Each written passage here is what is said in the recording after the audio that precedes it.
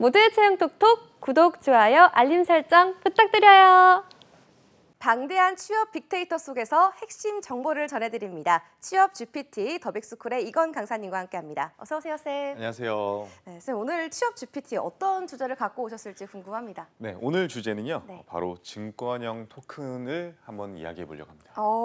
증권형 토큰라는 거 보니 코인 이야기인 것 같은데요, 맞나요? 맞습니다. 이게 사실은 블록체인 기술에서 토큰 자체에 연동한 자산에 대한 이야기다 보니까 네. 큰 범주로 보면 코인이 맞지 않을까 싶지만 이제 기본적으로 이제 증권형 토큰 자체가 실물 자산을 기반으로 해서 디지털화하는 거기 때문에 네. 조금은 다른 개념이지 않을까. 하지만 그럼에도 이제 증권형 암호화폐라고 부르기 때문에 네. 그냥 우리가 흔히 알고 있는 코인이냐라고 물어보면은 예스라고 대답할 수밖에 없는 것 같습니다. 네. 그렇다면 이 증권형 토큰의 정의는 뭔가요, 쌤?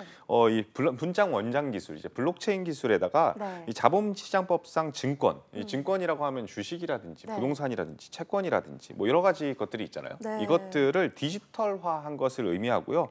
이제 아무래도 이 자본시장법상 증권에 해당되는 것들은 결국에는 우리가 흔히 알고 있는 자산의 개념이라고 생각하면 될 것 네. 같아요. 그 자산을 증권화한다. 그러니까 어. 토큰화한다. 네, 아직까지는 이런 토큰 자체는요, 약간은 그 제도권 밖의 느낌이 강하지 않나요, 쌤? 그렇죠. 이제 아무래도 코인 네. 하면은 이제 기본적으로 우리가 색안경을 낄 수밖에 네. 없잖아요. 그래서 이거 뭐 떡상하는 거야, 떡락하는 거야, 뭐 이런 얘기들만 생각하는데 네. 이거는 조금은 기술과는 먼 이야기이고 가치적으로 보지 말고 그 기술 자체로 보셨으면 좋겠어요. 네. 그 기술에 대해서는요, 최근에 정부와 여당이 네. 이 STO 투자 관련해 가지고 허용하는 전자증권법, 네.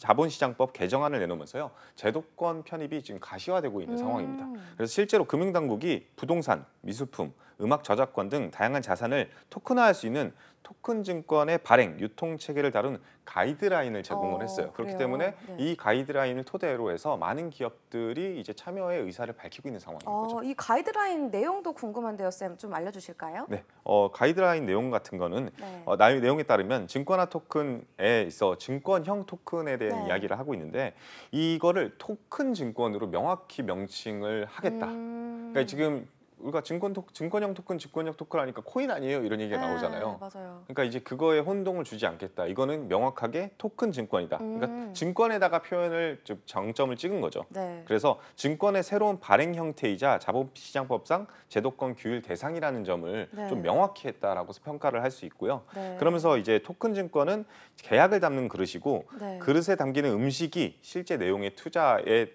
내용이다. 네. 그러니까 이제 뭐 예를 들면은 우리가 부동산을 한다라고 한다면 부동산 토큰을 발행한다라고 한다면 그게 그릇이고 네. 그런 내용이 부동산이 되는 것뿐이다. 아. 라고 하면서 이게 코인이라기보다는 이제 네. 어려운 계약 내용을 좀 증권화해서 관련된 투자자 보호 체계를 마련하고 네. 좀 손쉽게 갈 수 있게끔 하자라고 네. 하면서 좀 더 발전적인 방향으로서의 가이드라인을 제공했다 이렇게 평가할 수 있습니다. 네, 말 그대로 그 토큰을 증권화했다라고 말할 수 있을 것 같은데요. 이 증권도 좀 종류가 다양하지 않나요, 쌤? 맞습니다. 일단은 보통 이제 증권사 혹은 네. 이제 그 자본시장거래법상의 이제 그런 증권의 종류는 총 한 6가지 네. 정도 됩니다. 기본적으로 채무증권, 지분증권, 수익증권, 투자계약증권, 파생결합증권, 증권 예탁증권. 네. 근데 여기에 이제 7가지로 늘어나는 겁니다. 그래서 토큰 증권이라는 게 새로 생기는 거고 네. 아무래도 이제 새로 생기다 보니까 많은 사람들이 관심을 갖고 있고 그리고 우리도 관심을 가져야 할 필요성이 있겠죠. 네, 그렇다면 이 토큰 증권이 활용될 수 있는 분야가 조금 더 다양해질 것 같은데요. 쌤? 맞습니다. 일단은 가이드라인을 토대로 예시가 많이 나와 있더라고요. 네. 그래서 그 예시 중에 하나를 얘기를 한다면 사업 운영에 관한 지분권을 갖거나 사업 운영의 성과에 따른 배당권 또는 자녀 재산에 대해서 분배 청구권을 갖게 되는 경우에도 네. 이걸 기반으로 해가지고 좀 나눌 수 있지 않겠냐. 왜냐하면 기존에 우리가 흔히 알고 있듯이 주주명부 네. 이 회사 누구 거야? 라고 하면은 얘 한 20% 갖고 있고요. 제가 한 네. 20% 갖고 있어요. 그 증거는 뭔데?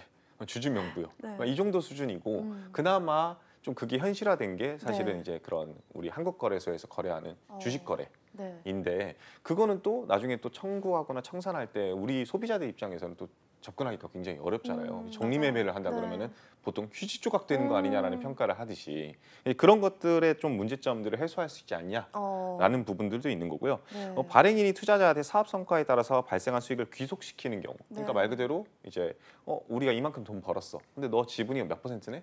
그러니까 이 정도 배당해 줄게. 라고 하는 거에 그 기준점도 될 수 있지 않겠냐. 네. 이런 이야기입니다. 근데 이제 가장 중요한 것은 이런 얘기들이 왜 와닿냐라고 한다면은 네. 증권사 없이도 그 누구나 토큰을 발행할 수 있다라는 거, 이 토큰 증권을 발행할 수 있도록 한 것이 가장 이 가이드라인의 핵심이지 않을까 싶습니다. 네. 그러다 보니까 이제 활용도는 더 커져 갈 것이라고 저는 확신하는데요. 이론적으로는 봤을 때 모든 형태의 자산이 기본적으로 이게 토큰 증권이 될 수 있다라는 점이 가장 흥미로운 포인트이지 않을까 싶습니다. 아까 쌤이 부동산 얘기를 하셨는데요. 그렇다면 이제 뭐 부동산의 경우에도 이 등기 권리증이 아니라 이 증권으로도 인정을 받을 수 있게 되는 건가요? 그렇죠. 이제 부동산뿐만 아니라 이제 네. 앞서 말씀드렸던 미술품도 쪼개서 지분으로 인정받을 수 있고요. 음원까지도 인정받을 수 있고 오. 심지어 제가 이 대본 관련해 가지고 또 찾기 전에 또 하나 네. 더 찾은 게 있는데 소도 소도 이제 지분증권으로서 네. 토큰 증권으로서 만들어서 너네 서로 나눠갖자라고 네. 하더라고요. 굳이 뭐 안창살 이렇게 나누지 않고 한 마리에 대해서. 신기하네요. 최근에 이런 내용을 바탕으로 추진 중인 증권화에 좀 가장 또 눈에 띈 점이 있었을까요? 사실 소였지만 사실 소였지만 제일 이제 돈이 될 것 같은 네. 시장이 커져갈 것 같은 그리고 많은 사람들이 관심이 가질 법한 분야가 네. 사실 웹툰이었습니다.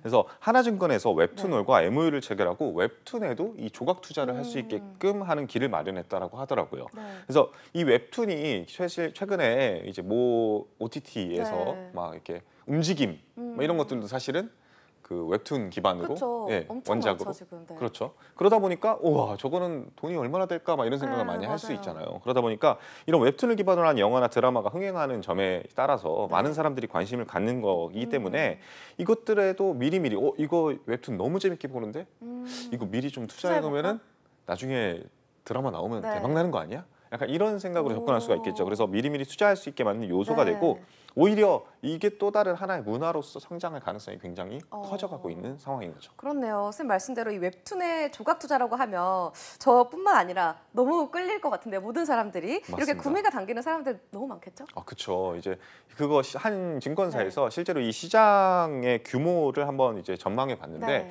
2030년까지 이 조각 투자 시장 규모 자체가 네. 367조 원에 달할 것으로 전망했다라고 네. 해요. 367조 원 진짜 어마어마한 거죠. 그렇죠. 이게 단순히 웹툰뿐만 아니라 미술품이라든지 네. 앞서 말씀드렸던 소라든지 와인이라든지 명품이라든지 네. 증권으로 담기 어려운 자산을 무궁무진하게 활용할 수 있다는 점에서 시장의 성장성은 앞으로도 계속해서 커져가지 않을까. 지금 생각하지도 못한 기발한 것들을 이제 토큰 증권에 네. 담을 수 있지 않을까. 그렇네요. 그런데 이 투자자 입장에서는 정말 좋은 소식인 것 같은데요. 기업 입장에서는 좀 좋은 편이 없을까요? 이제 토큰 증권 시장이 활성화되면은 이제 기업 입장에서는 굉장히 좋을 수밖에 없다. 그래요? 저는 이렇게 평가할 수 있을 네. 것 같습니다. 왜냐하면 기본적으로 기업들이 자금을 조달하는 방식이 네. VC라든지 네. 이게 돈 많은 흔히 말하는 쩐주라고 보통 부르기도 하죠. 비속어로 얘기하면은 그런 분들한테 그냥 저 돈 좀 빌려주세요. 아니면 대출을 받든다든지. 아니면은 그나마 제일 현명하고 합리적인 방법이 상장을 하는 건데 네. 상장까지는 또 너무 먼 길이고 어렵죠. 네. 그리고 또 상장을 하고 났을 때 추가적으로 자본을 조달하는 방식이 추가 주식 발행밖에 답이 없는 거. 그렇죠. 네. 그러면 사실 이거는 굉장히 손해가 막심할 수가 있거든요. 그러다 보니까 이 토큰 증권 시장이 활성화되면은 기업이 프로젝트 단위로 지식재산권 단위로 이 증권을 만들어서 자금을 조달할 수 있다. 예를 들면은 우리가 지금 현재 좋아하는 그룹 중에 하나가 뉴진스잖아요. 네. 근데 뉴진스가 너무 잘 된다. 네. 라고 쌤이 하면은- 좋아하시는 거 아닐까요? 그렇죠. 예, 그렇습니다. 저와 피디님이 좋아하시는 걸로 알고 있는데 네. 이렇게 뉴진스가 좋다라고 했을 네. 때 얘네들은 진짜 글로벌로 나가겠다. 네. 조만간에 미국에서 진짜 대박 나겠다라고 했을 때 우리는 이거를 돈으로 보고서 했을 때 투자를 어디다 합니까? 회사에 하죠. 그렇죠. 보통은 이제 회사에다가 네. 하이브에다가 투자를 할 그쵸. 수밖에 없는 겁니다. 네. 그래서 이제 하이브에다 투자를 하는데 하이브에는 또 다른 많은 소속사 연예인들이 있고 그쵸. 뭐 그러라는 얘기는 아니지만 그 연예인들이 갑자기 망가졌다든지 아니면 하이브 자체의 뭐 경영에 좀 문제가 생겼다든지 네. 라고 했을 때는 뉴진스가 아무리 잘 나가도 그 주식은 네, 희석될 떨어질 가능성이 수밖에 없죠. 네. 있겠죠. 그래서 나는 온전히 뉴진스에 투자하고 싶은데 그게 가능해진다라는 거죠. 그러니까 실제로 나 뉴진스 이제 새로운 뉴진스 2를 만들 거야. 네. 그러니까 너네들 한번 투자해 볼래? 라고 해서 그 뉴진스 2 자체를 토큰 증권화할 수 네. 있다. 이런 점이 어떻게 보면은 새로운 길이 열렸다라고 표현할 수가 있는 거죠. 그래서 네. 영화나 드라마 같은 경우에도 네. 넷플릭스라든지 디즈니라든지 네. 디즈니 플러스라든지 이제 네. OTT한테 돈을 받아가지고 네. 제작을 하는 방식이었기 때문에 네. 어떻게 보면은 그들한테 의지할 수밖에 없는 상황이었는데 나 이번에 드라마 만들 테니까 너네들 한번 투자해 볼래? 라고 하면은 그 투자금 규모도 굉장히 커질 수가 있고 더 좋은 그렇네요. 결과물로 나올 수도 있는 거고 그리고 서로가 윈윈할 수 있는 상황이 될 수가 네. 있는 거겠죠. 그래서 일반 투자자들로부터 자금을 조달해서 수익 배분까지 해준다면 우리도 웃는 거겠죠. 네, 이 무엇을 들어봐도 장점만 지금 있는 것 같거든요. 그런데 또 단점도 있을 것 같아요. 단점은 없나요, 쌤? 제일 큰 단점이 있더라고요. 이게 뭐 사실은 콘텐츠 사업자나 일반 사업자들이 뭐 자금을 네. 확보한다, 확보한다, 뭐 새로운 길이다, 이걸로 좀 나눠 갖자. 자, 그러면 그 시작점이 제일 문제가 될 수 있는 겁니다. 그 시작점은 그래서 우리가 뉴진스 2를 만들 거야. 네. 뭐 예를 들면 누진세를 만들겠어라고 네. 했는데 그 누진세에 대해서 가치를 네. 얼마로 측정할 거니? 그러니까 그렇네요. 일단은 한 너 1%, 너 1%, 너 1%. 예를 들면 너 3개, 코인 네. 3개, 너 코인 5개. 그럼 코인 하나당 가치 얼마야? 어... 라고 했을 때 만든 사람 맘이지 라고 하면은 그 누가 투자를 할 것이며 그렇네요. 반대로 사는 사람 맘이지 라고 하면은 그 누가 자금을 조달하려고 할 겁니다. 네. 그러다 보니까 그 평균 가격이 처음에 시작점을 어떻게 잡을지 어... 이게 사실은 굉장히 관건이에요. 네. 문제가 된다 하더라고요. 그래서 네. 기초 자산의 가격 산정을 위해서 이 객관적인 기준이 명확하지 않다는 점이 가장 큰 단점입니다. 네. 근데 여기서 또 퀘스천 마크가 드는 게 그러면은 주식도 똑같은 거 아니냐? 주식도 상장할 때 맨날 뭐 이게 그쵸. 기업 가치 1조 원이다, 2조 원이다 이렇게 네. 얘기하는데 그게 사실은 그래도 그나마 주식이랑 또 사실 다를 바는 없지만 주식은 그나마 역사가 굉장히 오래되지 않았습니까? 다양한 시행착오를 겪으면서 네. 빅데이터를 바탕으로 어느 정도 기초 가격 산정, 밸류에이션에 대해서는 많은 객관화된 지표들이 발생하고 있기 때문에 이런 것들이 밸류에이션이 되지만 미술품 이런 것들 어떻게 얼마로 보고 투자를 할 거예요? 그 예를 들면은 뭐 피카소의 그림이야 그나마 경매장에서 팔렸기 때문에 데이터가 있다고 하지만 네. 이건 작가의 뭐 인생 이런 것들 제가 그려가지고 한번 소 한번 팔아보겠다라고 네. 했는데 이거 한 1억이에요라고 하면 누가 사주냐 네. 이런 문제들이 발생하겠죠. 그쵸. 그래서 투자처도 다양해짐에 따라서 앞으로도 이제 많은 투자 상품들이 등장할 텐데 네. 앞터 이제 이런 얘기했던 웹툰이라든지 소라든지 이런 것들에 대해서 기초 자산의 가격을 산정하는 게 어떻게 보면 네. 가장 큰 관문이지 않을까 싶습니다. 네. 그래서 거래 이후에야 시장에서 가치를 평가받겠지만 처음에 시작하는 그 점. 네. 그래서 이런 것들은 취준생 입장에서는 좀 기억해놨으면 좋겠다고 하는 포인트이기도 합니다. 네. 그 누구도 기초 자산의 가격 산정을 어려워하니 네. 여러분들이 만약에 기초 자산의 가격을 산정하는 전문가가 된다면 엄청 유망해 보이지 않습니까? 그러네요. 유망 직업일 수도 있을 것 같아요. 그렇죠. 선생님 말씀대로 이 시작점에서 약간 넘어야 할 큰 관문이 있는 것 같은데요. 시장의 반응은 좀 어떤가요?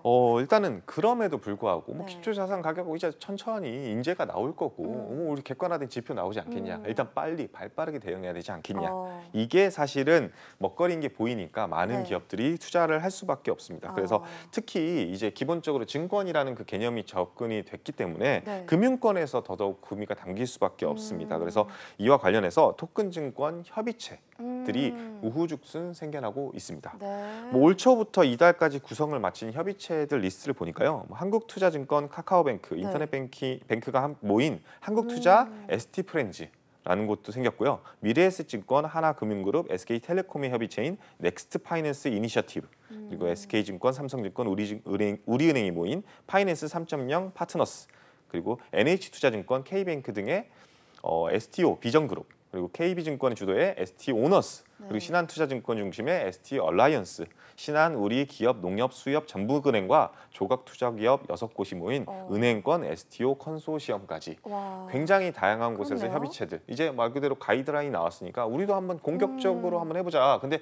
나 혼자 하기엔 약간 좀 부담스러운데 네. 너희들 노하우도 좀 빌려줄래? 라고 하면서 서로 뭉치기 시작한 거죠. 네. 네, 들어보니까 이 증권사들은 미래의 먹거리로 당연하게 여기는 것 같습니다. 이 금융권들, 특히 은행까지도 컨소시엄을 꾸리는 거 보니까요. 확실한 신사업을 만든 것 같은데요. 혹시 스타트업 같은 신생 기업 같은 건 없나요? 스타트업도 굉장히 다양할 거라고 저는 네. 생각을 하는데 뭐 물론 제가 모든 스타트업을 다 알기는 어렵습니다. 네. 근데 그럼에도 불구하고 스타트업이든 중견기업이든 중소기업이든 이런 것들을 미래 먹거리 사업으로 보고 공격적으로 나서는 기업들은 분명히 있더라고요. 이런 기존 전통의 증권사가 아니라 하더라고요. 네.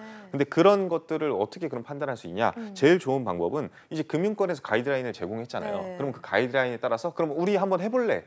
라고 신청하신 분들이 사실은 어떻게 보면은 이 씬에서 굉장히 선도주자일 네. 수가 있겠죠. 그렇죠. 그래서 5군데의 조각 투자 업체가 투자계약증권 발행사로 인정을 국가로 받았더라고 하더라고요. 네. 그래서 그 5곳을 말씀드리면 테사라고 해서 네. 이제 뭐 그 부동산, 네. 미술품 이런 것들에 대해서 투자하는 곳, 그리고 제가 앞서 말씀드렸던 뱅카우, 뱅카우. 스타키퍼라고 네. 하는 곳인데 아, 이 소를 투자하는 곳인데 전문적으로 하는군요. 네, 말 그대로 이제 송아지가 나왔다. 자, 이 송아지 한 500만 원 할 텐데 너네 투자해 볼래? 그러고서는 이제 소가 다 컸어요. 네. 그럼 이제 경매장에 내놓고서는 이제 5천만 원이 됐으니까 이제 수익 배분하자. 네. 뭐 이런 것도 있고요. 서울 옥션 블루 같은 소투, 아니면 투게더 아트 네. 같은 아트 투게더 열매 컴퍼니의 아트앤가이드라는 곳이 있는데 이 5군데가 결국에는 이렇게 승인을 받았다. 근데 네. 대부분은 미술품에 아직까지는 좀 초점이 네. 맞춰져 있는 것은 사실입니다. 그렇네요. 이름 보니까요. 아트 이런 게 많습니다. 네, 취준생들이 이러한 신사업의 동력원, 핵심 인재가 되기 위해서는 또 어떤 노력을 하면 좋을까요, 쌤? 일단은 이게 아무래도 가이드라인이 나왔다 할지라도 앞으로도 계속 변화할 수밖에 없고 그리고 사실은 이 전문 인력이 되는 게 가장 핵심일 수밖에 없겠죠. 네. 그래서 이게 이 발행사로 이제 인정을 받았을 때 발행사의 인정 조건이 무엇인지 살펴보니까 법조인, 증권 사무 전문 인력, 전산 전문 인력 이 3가지 요건을 다 갖추고 플러스 자본력을 갖춰야 된다라고 하더라고요. 근데 우리가 뭐 직접 그렇게 기업을 창업할 거가 아니라고 한다면 이 기업에 들어가는 게 목표라고 한다면 일단 첫 번째는 법조인이 되는 거겠죠. 근데 그러면 로스쿨을 가냐 변호사가 되냐 그건 사실 쉽지만은 않을 거예요. 그런 분들도 만약에 이걸 시청하고 계시는 로스쿨 학생이 있다라고 한다면 이 분야도 굉장히 전망이 좋구나라고 판단하시면 될 것 같고요. 제일 현실적인 부분이 이제 증권 사무 전문 인력이겠죠. 그래서 이제 내가 이 증권에 대해서 이해도를 많이 갖고 있으면 이 분야에서 좀 진출할 수가 있겠구나라는 이해도를 바탕으로 증권사를 들어가시는 분들이 대부분 나는 PB 할 거야. 나는 그냥 뭐 PF 할 거야. 프로젝트 파이낸싱 할 거야. 이 정도 수준에서 머무는데 그냥 난 들어가서 열심히 증권에 관한 일을 배워가지고 나는 이 토큰 증권에 대해서 전문가가 될 거야. 라는 새로운 길이 열렸다. 그래서 이런 부분들도 같이 준비하시면 좋지 않을까라고 생각이 들고요.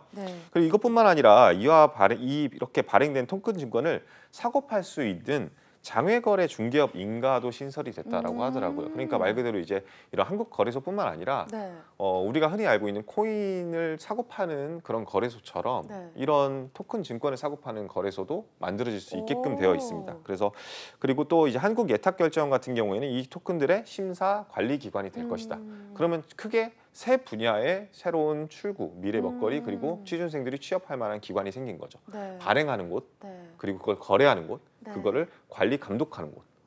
이 3군데나 있기 때문에 여러분들이 생각했을 때는 단순히 그냥 지금 이걸 시청하시는 분들이 이제 바로 취업해야 되는데 그러면은 이제 이직에 대한 생각을 한번 구체화해 볼 수 있는 거고 그리고 이걸 시청하시는 분들이 대학생이라고 한다면 이게 새로운 내 미래의 꿈이 될 수도 있겠다라는 생각으로 접근할 수가 있겠죠. 그래서 핵심은 이제 블록체인 기술력을 이해하고 있는가 그리고 증권 관련 이해도와 노력을 하고 있는가 그리고 가치 산정을 할 수 있는 핵심 능력이 있는가. 앞서 말씀드렸듯이 가치 산정에 대해서는 아직 가이드라인 객관화가 안 되어 있기 때문에 그래서 아마 제 개인적인 생각에는 간평사 같은 것들이 굉장히 또 유명할 수도 있겠네요. 경쟁률이 굉장히 높아지지 않을까 객관적으로. 그렇다고 처음부터 이런 길로 가는 거 사실 여러분들이 그냥 바로 자격증을 취득하고 변호사가 되는 거 쉽지 않을 거 아닙니까? 그래서 증권사나 금융사들에서도 어쨌든 지금 컨소시엄 마련하는 걸 보이지 않습니까? 그래서 지금 당장에 나는 이게 꿈이 될 것 같은데 당장 이제 밥벌이를 해야 되는데 은행 들어가도 될까요?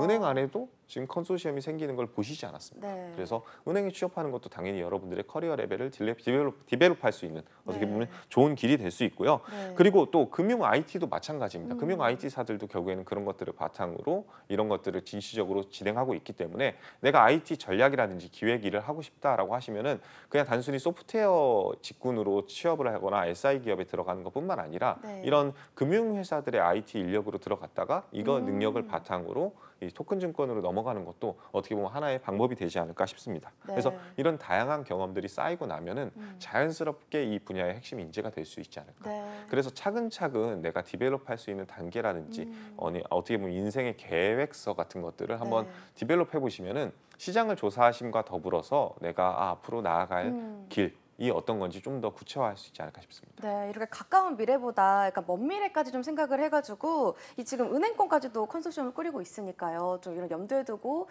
디벨롭 해보면 좋을 것 같습니다. 쌤은 혹시 조각 투자 좀 하고 싶은 게 있으실까요? 저도 이제 사실은 이걸 알아보면서 네. 조각 투자를 좀 알아보기 시작했는데 네. 미술품들이 생각보다 네. 괜찮은 퀄리티의 미술품들이 많더라고요. 네, 제가 아까 들어보니까 뉴진스 제일 관심 있으신 것 같던데. 투자할 수 있으면 적극적으로 투자할 것 같습니다. 네, 끝으로 좀 해주고 싶은 말씀 있으시면 네. 연결해서 해주실까요? 저도 이거를 여러분들한테 이야기를 하려고 한다면 네. 기본적으로 단순히 그냥 아는 것에서 정보 전달해서 끝나는 네. 것이 아니라 직접 써봐야 된다고 생각을 합니다. 어. 그리고 여러분들도 마찬가지예요. 이 길이 네. 내 길인지 확인하고 싶고 아니면 네. 이 기업에 취업을 하고 싶다라고 네. 한다면 그냥 단순히 아는 것에서 끝나는 것이 아니라 네. 써보셨으면 좋겠어요. 그러니까 그래서 앱이라도 다운받아보시고 가입이라도 해보시고 어떤 투자 항목들이 있는지를 한번 살펴보셨으면 좋겠어요. 네. 소들의 가치가 얼마인지 얘네들은 이 가치를 어떻게 산정하는지 이런 내용들을 잘 알고 있으시면요. 나중에 취업할 때 혹은 면접을 볼 때 굉장히 큰 도움이 될 겁니다. 네, 직접 해봐야 안다. 좀 경험을 스스로 해보자라는 의견을 주셨습니다. 지금까지 더빅스쿨의 이건쌤과 함께했습니다. 오늘 말씀 고맙습니다.